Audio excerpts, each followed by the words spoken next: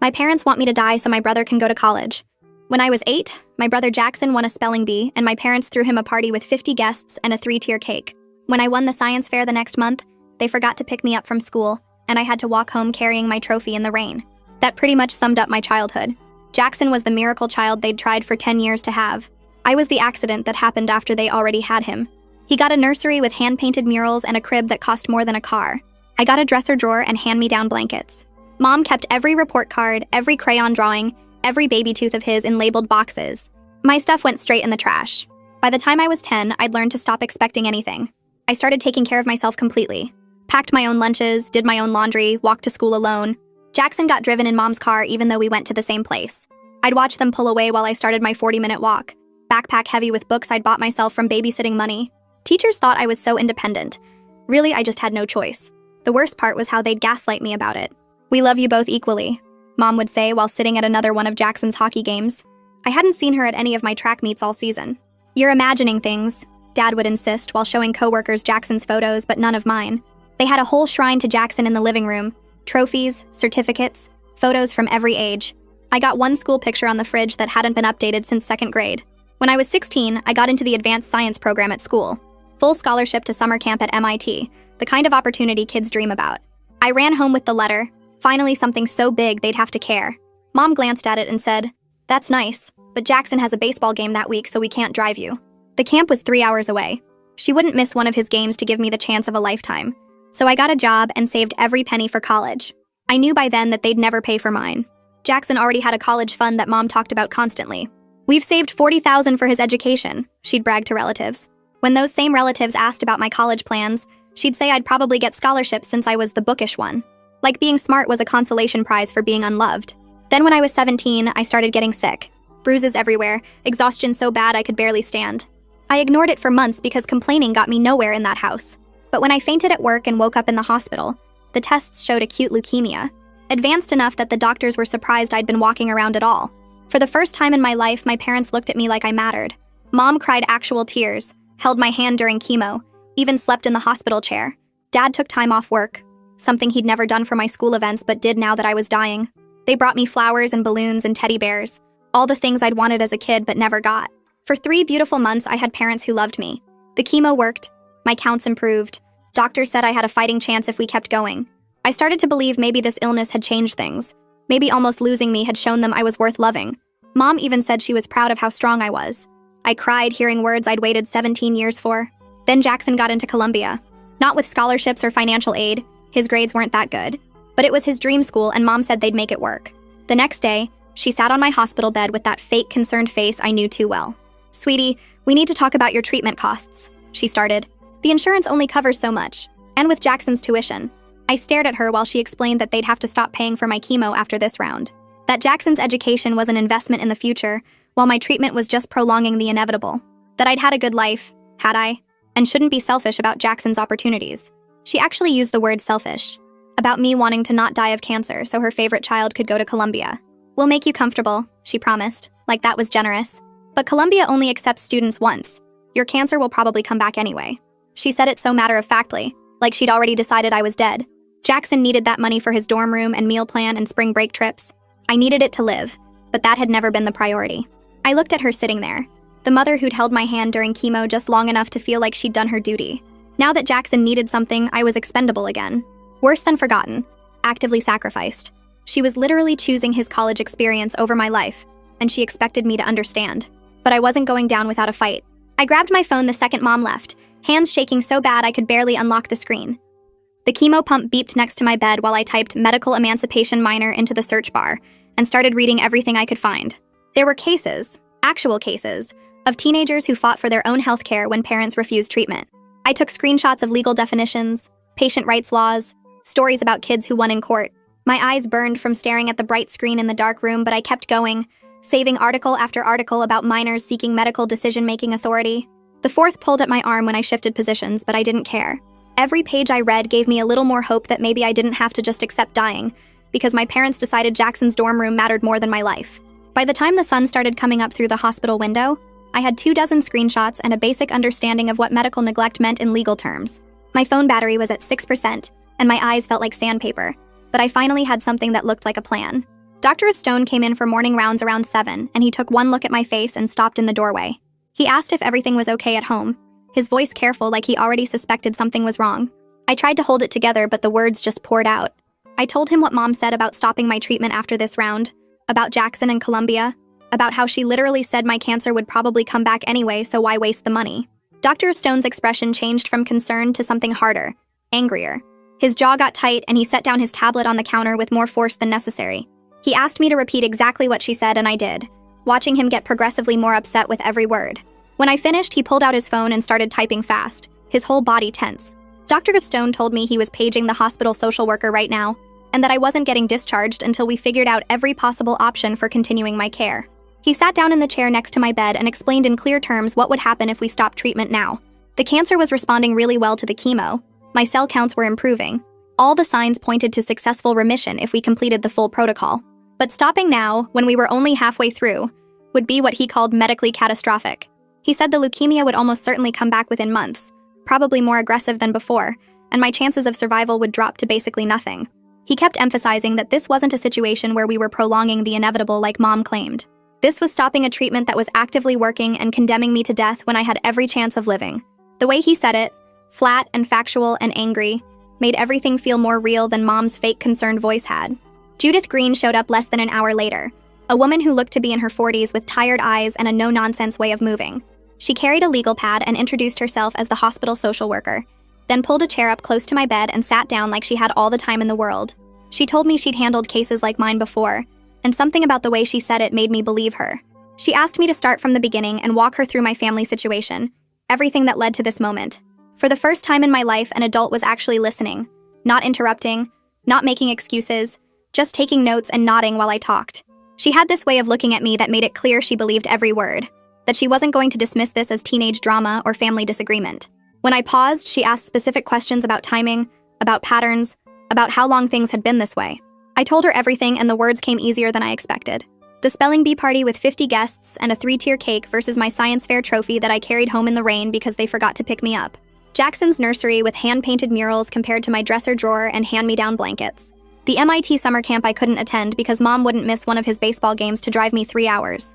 The $40,000 college fund she bragged about for Jackson, while telling relatives I'd probably get scholarships since I was the bookish one. Judith wrote it all down without changing expression. Just asked how old I was when different things happened, how often they missed my events, whether anyone else witnessed the favoritism. She wanted to know about the 3 months when they actually showed up during chemo, then asked what changed when Jackson got into Columbia. I explained about the acceptance letter and Mom sitting on my hospital bed the very next day to tell me they were stopping my treatment. Judith set down her pen and explained that parents legally control medical decisions for minors, which I already knew from my research. But then she said there are emergency provisions in the law for situations where guardians make choices that actively endanger a child's life. She used the term medical neglect, and my stomach flipped because that meant officially accusing my parents of harming me. It meant making this a legal thing, not just a family disagreement. Judith could see my reaction, and she explained that medical neglect isn't about intent, it's about outcome. If a parent denies necessary life-saving treatment to a child, that's neglect regardless of their reasons. She said the courts take these cases seriously because they involve a minor who can't advocate for themselves. Except I was advocating for myself now, and she was going to help me do it properly. Judith pulled out her phone and started making a list of what she needed to gather. My complete medical records from diagnosis through current treatment, the full treatment protocol showing what came next, and Dr. Stone's professional medical opinion about what happens if chemo stops now. She said she also needed to contact the hospital ethics committee because this situation involved life or death decision-making authority being used against a patient's wishes. The ethics committee could review whether my parents' choice constituted medical neglect and make recommendations to family court. She explained this would all happen fast, within days, not weeks, because the timeline mattered. Every day we waited was a day closer to my next scheduled chemo cycle, and we needed legal clarity before that appointment. She asked if I was sure I wanted to move forward with this because once we started the process, it would get messy and my parents would know I went to the hospital staff.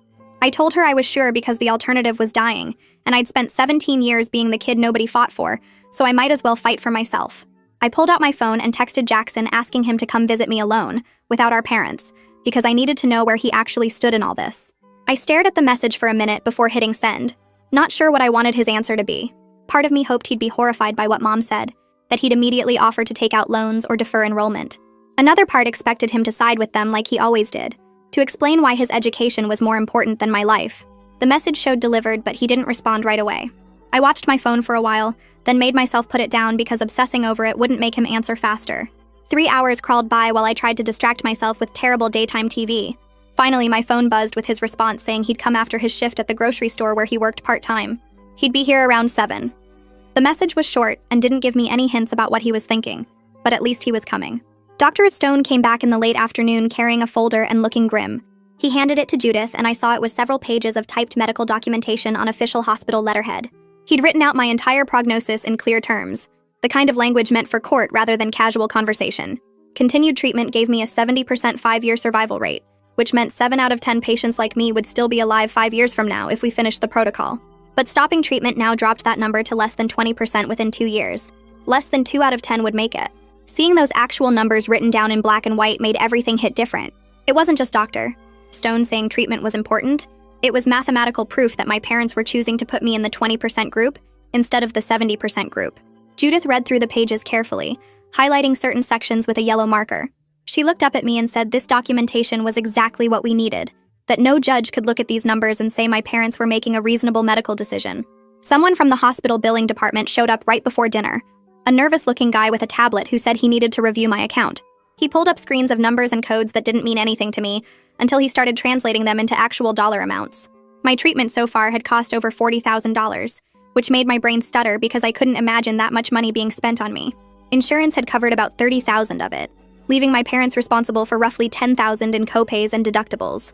The remaining cycles I needed would cost another $30,000 total, with insurance probably covering $20,000 and leaving $10,000 in out-of-pocket costs. So my parents were basically choosing to not pay $10,000, and that choice would kill me. $10,000 was exactly what they'd saved in Jackson's college fund. The billing guy kept talking about payment plans and financial assistance programs, but all I could think about was how Mom's choice suddenly made horrible financial sense, even though it was morally disgusting. She wasn't choosing between $40,000 and my life. She was choosing between $10,000 and my life, and she'd decided $10,000 was too much to spend on the kid she never wanted anyway. I spent the next few hours sitting alone with those numbers burning in my brain, trying to understand how my life had been reduced to a math problem my parents couldn't solve. Dinner came on a plastic tray, and I pushed the food around without eating any of it, because my stomach felt like it was tied in knots. The clock on the wall showed 6:47 p.m. when I heard footsteps in the hallway, and then Jackson appeared in the doorway looking like he hadn't slept in days. His work uniform was wrinkled, and there were dark circles under his eyes that made him look older than 19. He came in and sat down in the chair beside my bed without saying anything at first, just staring at his hands like he didn't know where to start. Then he blurted out that he'd told Mom he would take out student loans for Columbia, that she didn't have to use the college fund if it meant stopping my treatment. I felt something loosen in my chest for just a second before he kept talking. She'd refused completely, told him the loans would ruin his credit and his future, said I was being dramatic about the whole thing anyway. According to Mom, the treatment probably wouldn't work in the long run, so why waste money that could give him a real chance at success? Jackson's voice cracked when he repeated her words, and I could see his hands shaking. I asked him straight out if he thought his college was worth more than my life, and the question hung in the air between us like something physical. He started crying then, actual tears running down his face while he tried to explain that he didn't know what to do anymore. Mom had controlled every choice he'd ever made, picked his classes and his activities and his friends, told him exactly who he was supposed to be. He said he was scared of disappointing them, but he knew what they were doing to me was wrong, and being caught between those two things was tearing him apart. Part of me wanted to feel sorry for him, but mostly I just felt tired, because even now he was making this about his feelings instead of my actual survival. He wiped his face with his sleeve and started talking faster, telling me things I didn't know about our family's money situation. Dad's business had been struggling for 2 years, losing clients to bigger companies and barely making enough to cover expenses. They were carrying credit card debt and a second mortgage on the house, drowning in bills that kept piling up. The college fund wasn't really $40,000 anymore, more like $30,000 after they'd borrowed from it to cover emergency repairs and medical bills from when Dad had that health scare last year. Hearing all this made something click into place about why they were panicking so hard about money, but it didn't change the basic fact that they were choosing to let me die instead of figuring something else out. Jackson kept explaining like the debt somehow made their choice reasonable, like being broke gave them permission to sacrifice one kid for the other. I told him that lots of families had money problems and didn't decide to kill their children over it, and he flinched like I'd hit him. We sat there in uncomfortable silence until Judith knocked on the doorframe and came back in carrying a folder. She looked at Jackson and then at me, clearly reading the tension in the room. She asked Jackson if he'd be willing to write a statement about the family situation, about the pattern of favoritism and neglect he'd seen growing up. He hesitated, and I could see him struggling with the idea of going against our parents officially, putting it down in writing where it could be used in court. But then he nodded and said he would write down everything he'd witnessed since we were kids, all the times they'd chosen him over me or forgotten I existed. Judith handed him some papers and a pen, told him to be specific about dates and events if he could remember them. After Jackson left with the papers tucked under his arm, Judith sat down and we talked about what would happen next. She said she'd been making calls all afternoon, getting things ready for the legal steps we'd need to take. The hospital was backing me up completely, which meant I had resources and support that most kids in my situation wouldn't have. That night, after Judith left and the nurses finished their evening rounds, I lay in bed staring at the ceiling and trying not to think about anything. The phone on my bedside table started ringing around 9 o'clock, and I knew without looking that it was Mom. I let it ring and ring until it went to voicemail, and then I listened to her voice come through the speaker because I was too tired to turn it off. She said I was being selfish and trying to manipulate everyone, that I was trying to destroy Jackson's future out of jealousy because I'd always resented him for being the favorite. She told me I needed to accept reality and stop causing problems for the family, that making them look bad to the hospital and getting social workers involved was just me being spiteful. Her voice was sharp and angry, but there was something underneath it that might have been fear, like she knew what she'd done was wrong but couldn't admit it. The voicemail ended and I deleted it without saving it, then turned the phone's ringer off so she couldn't call again. Sleep didn't come easy that night, and when I finally dozed off, I had dreams about drowning while people stood on the shore watching. Morning came with weak sunlight through the hospital window, and the usual routine of nurses checking my vitals and bringing breakfast I couldn't eat. Judith showed up around 8 carrying coffee and looking determined about something. She had someone with her, a man in his 30s wearing a suit that looked professional but not expensive. She introduced him as Yusuf Saxton, a legal aid attorney who worked with cases involving kids and medical rights. He shook my hand and sat down with the folder Judith had been building, reading through everything carefully while making notes on a yellow legal pad. After about 20 minutes, he looked up and told me we had grounds for an emergency court case. My heart started beating faster because this was really happening. We were actually going to fight my parents in court over whether I got to live. Yusuf explained the whole process in clear terms that didn't talk down to me or try to make it sound simpler than it was.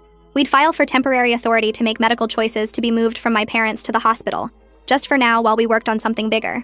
Then we'd push for limited freedom for healthcare choices until I turned 18 in 7 months, which wasn't full adult rights but would let me say yes to my own treatment.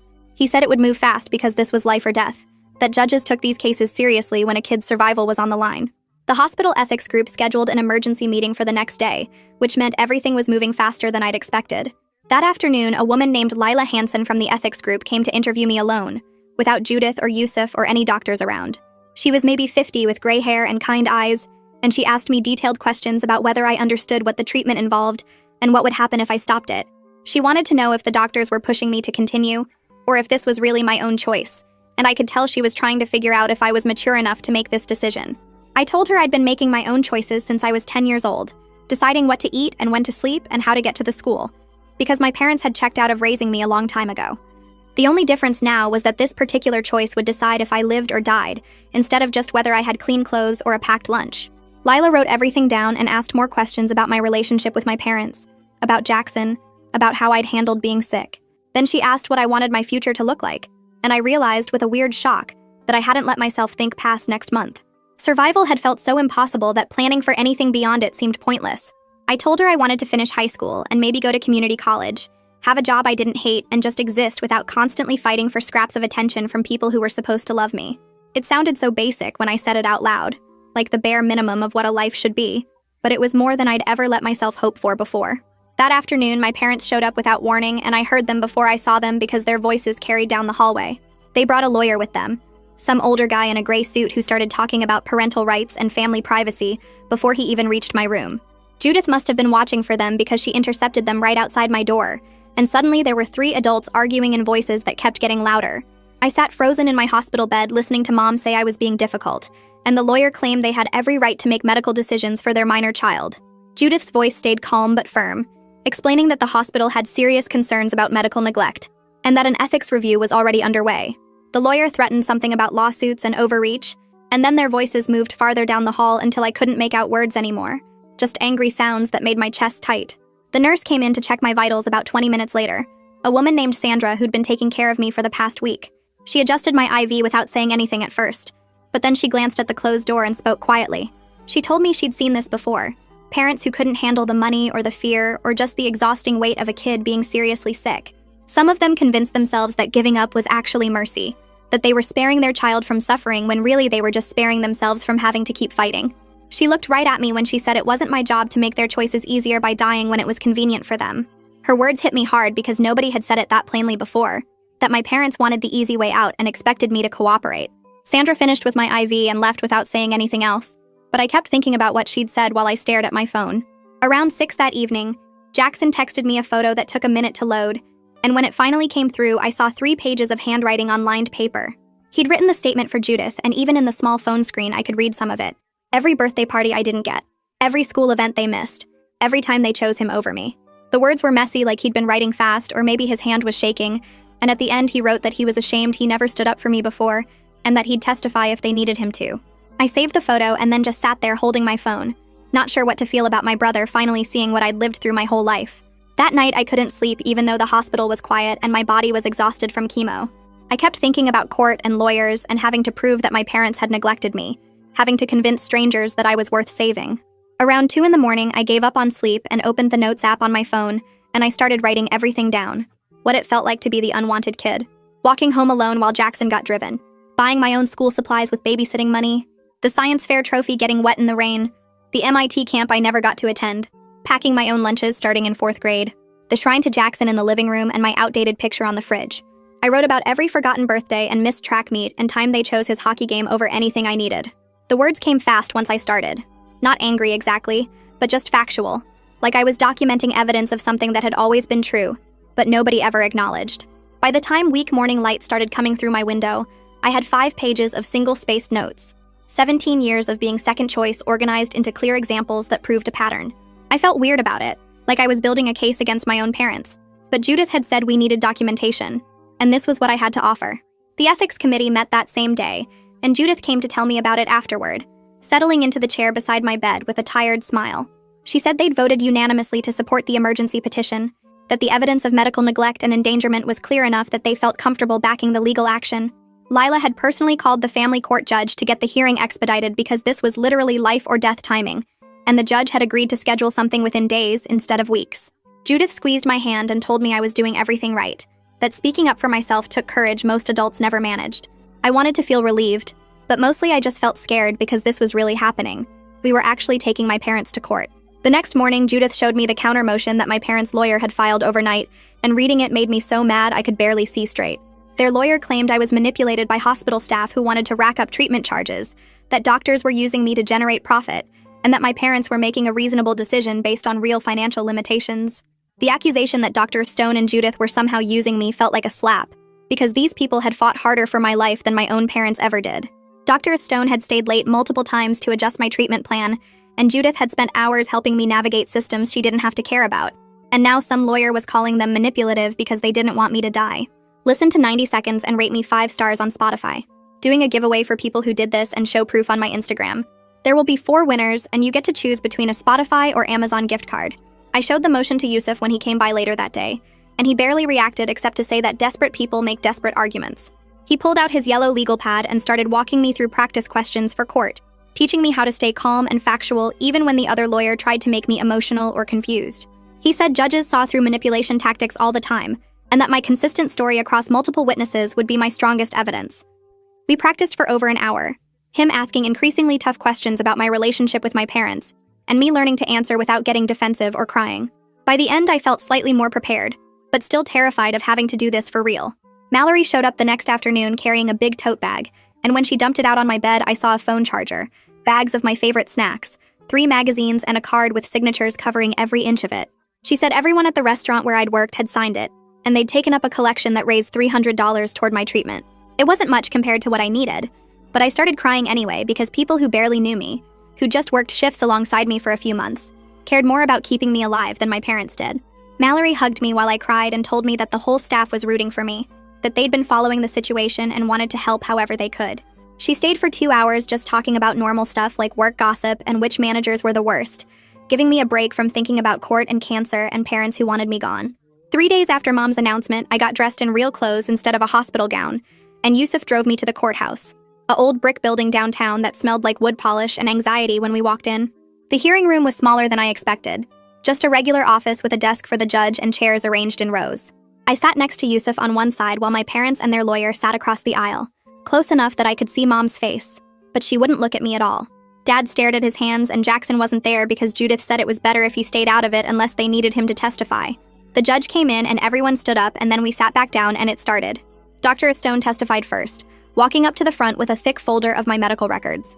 He presented everything in clear, simple terms that anyone could understand, explaining that my leukemia was responding well to treatment, but that stopping now would be a death sentence within months. He showed charts of my blood counts improving and explained exactly what the remaining treatment cycles would do, and he stated clearly that completing the protocol gave me excellent odds of long-term survival. When my parents' lawyer tried to suggest that the cancer might come back anyway, Dr. Stone shut that down fast, saying that was true of any cancer patient, but wasn't a reason to stop treating someone whose disease was actively responding to therapy. Judith took the stand next and opened a thick folder that held everything she'd collected over the past week. She walked through her interviews with me, with Jackson, with nurses who'd watched my parents disappear the moment Columbia entered the picture. She read sections from Jackson's 3-page statement about every birthday party I didn't get, every school event they skipped, every time they picked him over me since we were kids. Then she presented my own 5 pages of documentation, 17 years of being the accident they never wanted, and you could see people in the courtroom shifting in their seats. She laid out the pattern so clearly that even my parents' lawyer looked uncomfortable. This whole history of neglect that existed long before cancer made it life or death. The evidence covered the table in front of the judge. Pages and pages proving I'd been raising myself since I was 10 while they poured everything into Jackson.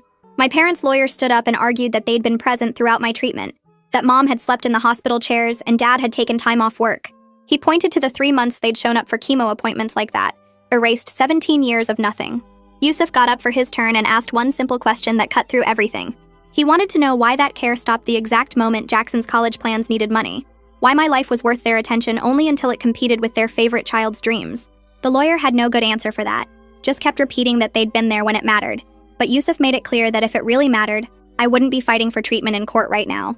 Then the judge looked at me and said I needed to testify, and my legs felt shaky walking to the front of the room. She asked me directly what I wanted, and my voice came out smaller than I meant it to. I said I wanted to live, that I wanted to finish the treatment that was working, that my cancer was getting better and stopping now would kill me within months. I told her I understood my parents couldn't or wouldn't pay for it, but that shouldn't mean I had to die, that there had to be other options besides just giving up on me. I kept my eyes on the judge because looking at Mom and Dad felt impossible, and I could feel tears building, but I forced them back because I needed to sound strong enough to deserve saving. The judge turned to my parents and asked if they'd looked into payment plans, charity care, Medicaid, fundraising, anything besides just deciding to stop treatment. Dad admitted they hadn't, because they thought insurance denial meant no other options existed, and the judge's face showed exactly what she thought of that answer. She asked why they hadn't contacted the hospital financial counselors or researched assistance programs, why their first response to a money problem was letting their daughter die. Dad had nothing to say to that, and Mom stared at her hands while the silence stretched out.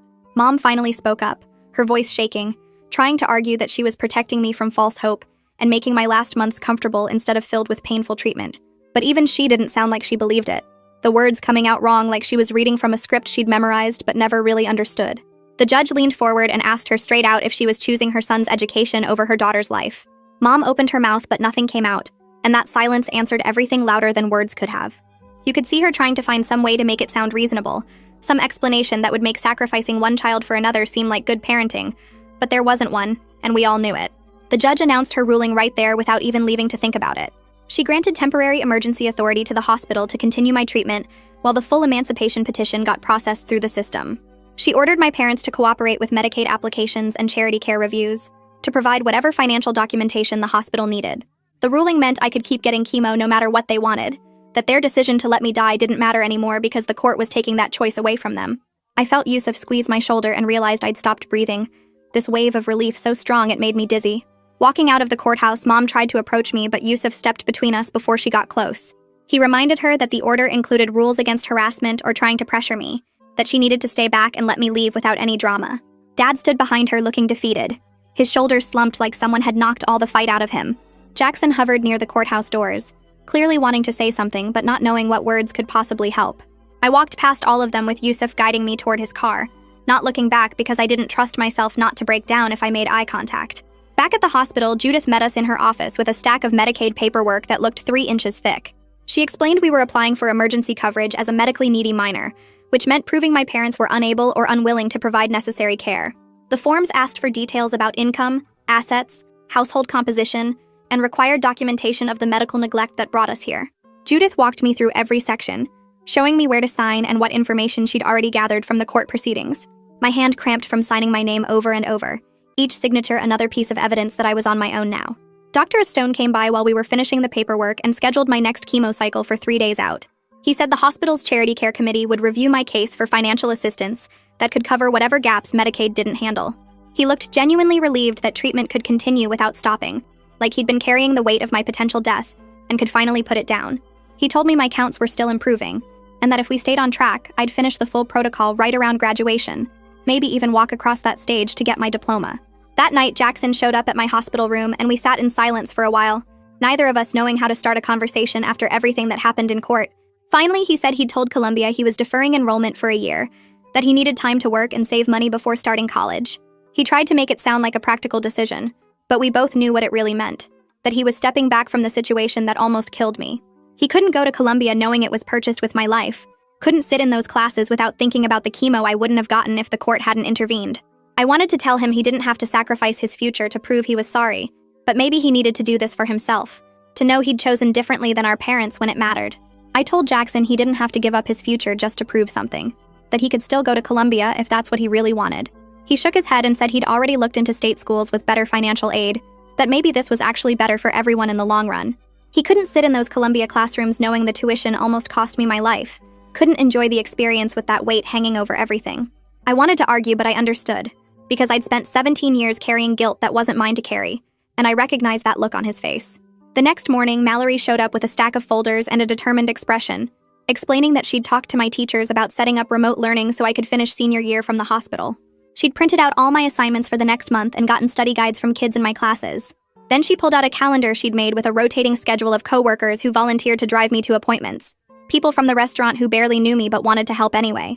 She'd created an entire support system from scratch, filling in the gaps my parents left with people who had zero obligation to care. I stared at that calendar with 12 different names on it and felt something crack open in my chest, because this was what actual support looked like. 2 weeks after the court hearing, Judith came by with news that the Medicaid application got expedited approval, covering most of my treatment costs going forward, plus some of the bills we'd already racked up. She explained that the medical neglect documentation made my case a priority for emergency services, that the system moved faster when there was clear evidence of a minor being endangered. Between Medicaid and what the hospital might cover, we were looking at my treatment being fully funded without a single dollar from my parents. The relief was so intense I felt dizzy, because for the first time since Mom's announcement, I could actually believe I might survive this. 3 days later, a formal letter arrived through my parents' lawyer requesting supervised visitation, full of language about wanting to repair our relationship and work toward reconciliation. Yusuf came by that evening to review it with me and explained I could set whatever boundaries I needed, that I was under no obligation to see them before I was ready. I thought about it for maybe 30 seconds before telling him I wasn't ready, that I needed time to just focus on getting through treatment without the added stress of managing their emotions. He nodded and said he'd communicate that to their attorney, that my healing came first. The hospital charity committee met the following week, and Judith called to tell me they'd approved coverage for all my remaining out-of-pocket costs, after reviewing the court documents and my financial situation. She walked me through the breakdown, showing how Medicaid covered the bulk of treatment while charity care filled in the gaps for things like certain medications and additional testing. My cancer treatment was now completely funded without my parents' money, paid for by systems designed to protect kids whose families failed them. I sat with that information for a long time, trying to process that I'd actually done it, that I'd fought for my own survival and won. When they started my next chemo cycle, I felt physically terrible, the nausea and exhaustion hitting harder than previous rounds. But emotionally, I was stronger than I'd been in months. This treatment was happening because I fought for it, not because anyone gave it to me out of love or obligation. The independence was lonely in a way I hadn't expected, because part of me still wanted parents who cared enough to fight for me instead of making me fight alone. But this was mine, this survival, and nobody could take it away or use it as leverage. Jackson started visiting every week, usually on Thursday evenings after his grocery store shift, and we'd sit in my hospital room talking about normal things like his coworkers and my remote classes. We were slowly rebuilding something that wasn't quite sibling affection, but wasn't hostile either, finding a middle ground where we could exist in the same space without the weight of our parents' choices crushing everything. He told me about applying to community colleges and looking for full-time work, making plans that didn't revolve around Columbia or Mom's expectations. I realized we were both learning to exist outside our parents' control for the first time, figuring out who we were when we weren't performing our assigned roles. A month after the emergency hearing, Yusuf filed the formal petition for limited medical emancipation, which would give me legal authority to make my own healthcare decisions until I turned 18 in 7 months. He explained the hearing was scheduled 6 weeks out to give everyone time to prepare, though he expected it to go smoothly since my parents weren't contesting, and we had strong documentation. The petition felt like the final piece, the legal framework that would protect me even after the emergency order expired. I signed the papers in Yusuf's office while he explained what each section meant, my hand cramping from writing my signature over and over. At my next appointment, Dr. Stone reviewed my latest blood work with barely contained excitement, explaining that my cancer markers were continuing to improve at a rate that exceeded their initial projections. He said if this trajectory held, I'd complete treatment in about 4 months, with an excellent prognosis for long-term remission. Hearing that I might actually survive this, that I might have years instead of months, made me realize I needed to start planning for a future I'd never let myself imagine. I'd been so focused on just getting through each day that I hadn't thought about what comes after, what kind of life I wanted to build once I wasn't fighting cancer anymore. That night, I lay in my hospital bed thinking about college applications and career possibilities, about the person I might become if I got the chance. The school counselor called the next week, and we set up a video meeting where she walked me through a plan for completing senior year through online classes and hospital tutoring. She'd arranged for teachers to send assignments electronically, and scheduled weekly check-ins to make sure I stayed on track. With this setup, I'd graduate on time despite missing months of in-person attendance, would walk across that stage in June and receive my diploma like everything was normal. Having a plan that extended beyond just surviving felt revolutionary, like I was finally allowed to think about a future that included me in it. Mallory showed up the next afternoon with her laptop and a list of remote job sites she'd researched. She pulled a chair up to my hospital bed and started walking me through application forms for data entry positions, helping me figure out how to explain my situation without making employers nervous about my availability. We spent 3 hours filling out applications and uploading my resume, which looked pretty thin since most of my work experience was waitressing at the restaurant where she still worked. She kept encouraging me when I got frustrated, reminding me that any income was better than none, and that plenty of companies hired remote workers specifically because they needed flexible people. By the end of the day, I'd submitted applications to 12 different companies, everything from medical billing data entry to customer service chat support. The process felt good, like I was building something for myself instead of just surviving what other people decided for me. 2 days later, I got an email from a medical records company offering me part-time work entering patient information into their database system. The pay was minimum wage and I could only work 15 hours a week because of my treatment schedule, but it was mine. I signed the contract on my phone while waiting for my next round of blood work, feeling like I'd just won something important, even though it was just a basic data entry job that most people wouldn't want. A week after that, Yusuf called to tell me my parents' lawyer had requested a mediation session before the full emancipation hearing. He explained that mediation was voluntary and I could refuse, but that it might help establish my willingness to maintain some kind of relationship with them, which could look good to the judge. I talked it over with Judith during one of our weekly check-ins, and she said she'd be willing to supervise the session if I decided to go through with it. The idea of sitting in a room with my parents made my stomach hurt, but I also knew I couldn't avoid them forever, especially with Jackson still living at home and trying to navigate between us. I agreed to one session with the understanding that Judith would be there the whole time, and I could leave whenever I wanted. They scheduled it for the following Tuesday in a small conference room at the hospital, neutral territory where I felt safer than I would have anywhere else. The morning of the mediation, I threw up twice from nerves that had nothing to do with chemo. Judith met me outside the conference room and walked in with me, her hand on my shoulder in a way that felt protective without being controlling. Mom and Dad were already sitting on one side of the table with their lawyer, and I took the seat directly across from them with Judith beside me. The air felt thick and wrong, like we were all breathing different oxygen. Their lawyer started with some formal statement about everyone being here in good faith to work toward family healing, but I barely heard it because I was watching Mom's face. She looked older than I remembered, tired in a way that went deeper than just lack of sleep, and for a second I almost felt bad for her. Then I remembered her sitting on my hospital bed telling me Jackson's dorm room was more important than my life, and the sympathy disappeared. Mom started crying before anyone even asked her to speak, tears running down her face while she apologized for not handling things better. She said she'd been so scared when I got sick, so overwhelmed by the medical bills and the insurance fights and watching me suffer through chemo. She talked about how hard it had been for her, how she didn't sleep for months, how she felt like she was drowning in impossible choices. Every sentence circled back to her own pain, her own fear, her own struggle to cope with my illness. She said she knew she'd made mistakes, but that I had to understand how terrified she'd been, how the pressure of keeping our family afloat financially had crushed her. I sat there listening to her make my cancer about her suffering, and I realized she wanted me to comfort her. She wanted forgiveness without actually acknowledging that she'd been willing to let me die, so Jackson could go to his dream school. She wanted me to say it was okay, that I understood, that we could go back to being a family. But she never once said the specific words that mattered, never admitted that she'd chosen Jackson over me, never took responsibility for the fact that her financial panic had almost killed me. Dad barely talked, just sat there looking at his hands while Mom cried and explained and justified. When their lawyer finally asked if he had anything to add, He cleared his throat and said they'd made terrible choices out of panic and desperation. He admitted that watching me fight so hard for my own life, seeing me hire a lawyer and go to court and refuse to just accept dying quietly, had made him realize how completely they'd failed me as parents. His voice cracked when he said it, and I could tell he actually meant it, which somehow made it worse. If he knew they'd failed me, if he could see it clearly enough to say it out loud, then why hadn't he stopped it from happening? Why had it taken me nearly dying and then fighting them in court for him to acknowledge what Jackson and I had both lived with our entire lives? It was the closest thing to real accountability I'd gotten from either of them, but it still felt hollow because it came too late, after I'd already had to save myself. I let them finish talking and then told them I didn't know if I could ever have a normal parent-child relationship with them.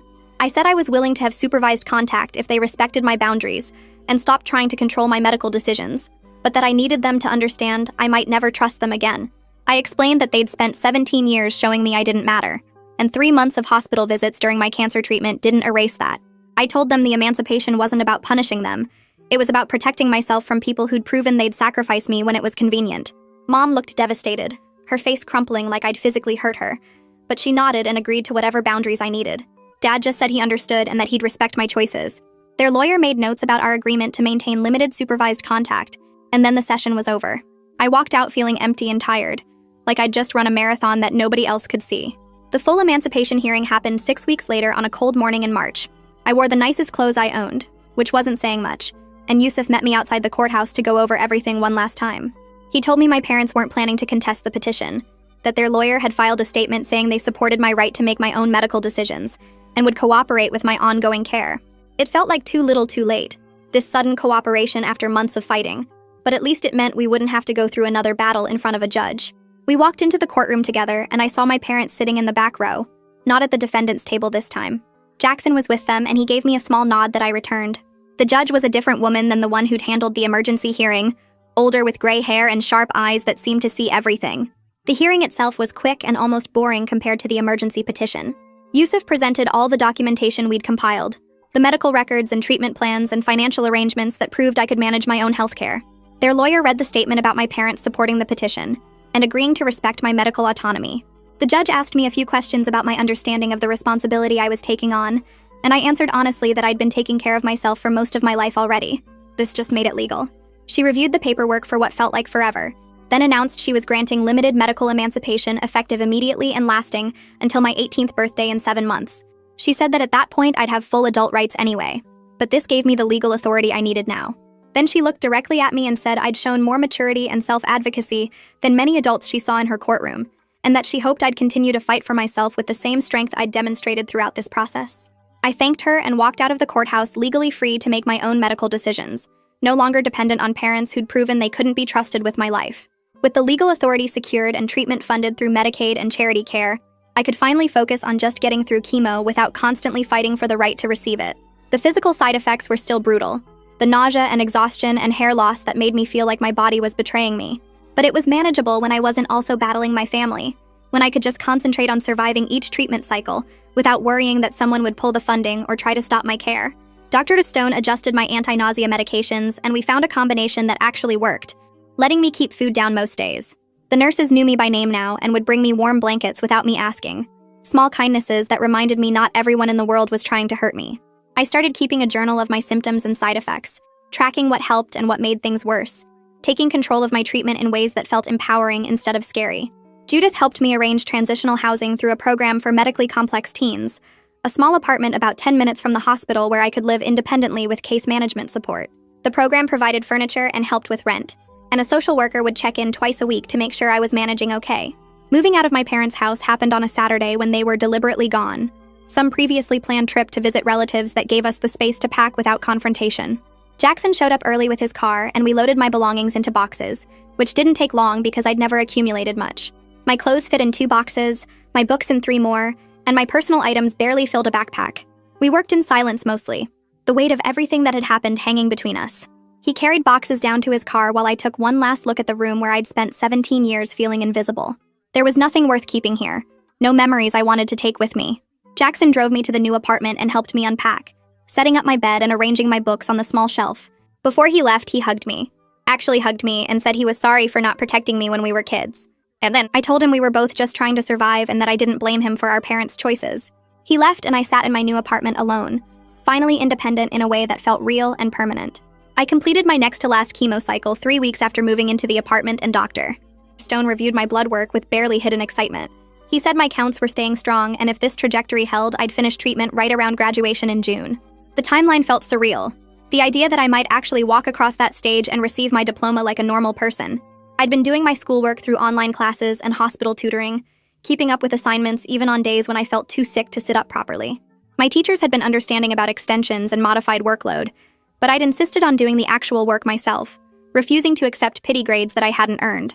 The school counselor called to confirm I was on track to graduate on time and asked if I wanted to participate in the ceremony.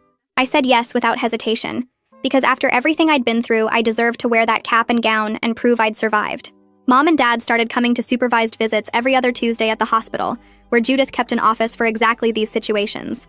We'd sit in uncomfortable chairs around a small table and talk about weather, Dad's work projects, Mom's book club, anything that didn't require actual emotional honesty. They asked surface questions about my health, and I gave surface answers about blood counts and side effects. Nobody mentioned Columbia or Jackson's college plans, or the court hearing that had stripped them of medical authority over me. The visits lasted exactly 1 hour, and then we'd all leave, having maintained civility without achieving anything close to healing. I accepted this arrangement because stable felt better than the chaos of fighting, even if stable meant keeping them at arm's length forever. Judith sat in on every visit taking notes, and sometimes I caught her watching Mom with this expression like she was documenting a specimen, clinical and detached. After 6 weeks of these meetings, I realized this pattern might be permanent, that I'd reached the maximum closeness my parents could offer, and I had to decide if limited contact was better than none. I chose limited because cutting them off completely felt like letting them win, like proving I was as disposable as they'd always treated me. Jackson texted me one Thursday afternoon with news that changed his whole trajectory. He'd gotten accepted to the state university with a partial academic scholarship that covered half his tuition, way more than anyone expected given his grades. He planned to study business and live at home to save money on housing, which meant staying in that house with our parents while I'd escape to my own place. When he came by my apartment that weekend to tell me in person, he looked different somehow, lighter and less tense around his shoulders. He said turning down Columbia had felt terrible at first, but then started feeling like relief, like he'd been carrying weight that wasn't actually his to carry. I realized our parents had been crushing him too, just in different ways, making him into their success story whether he wanted that role or not. He talked about his classes and internship plans with actual excitement instead of the forced enthusiasm he'd always used about Columbia. Watching him figure out what he wanted separate from what they wanted reminded me that we'd both been surviving the same house, just with different survival strategies. One quiet evening in my apartment after a long day of feeling mostly okay, I cleared space on the small bookshelf near my window. I set up my old science fair trophy first, the one I'd carried home in the rain at 8 years old when nobody came to get me. Next to it, I placed my acceptance letter to the MIT summer program, still crisp in its envelope because I'd saved it even though I never got to go. Then I added the court documents from my emancipation hearing, official papers with the judge's signature that proved I'd fought for my own life and won. These 3 things together told my whole story, proof that I'd always been worth fighting for even when I had to be the one doing the fighting. I stepped back and looked at this little shrine to my own survival, so different from the shrine my parents built for Jackson in their living room. Mine celebrated the times I'd saved myself instead of waiting for someone else to save me. So yeah, that is about it. Nothing too serious, just another story worth talking about. Thanks for hanging out. It always feels easy spending a few minutes together. Catch you next time if you stop by.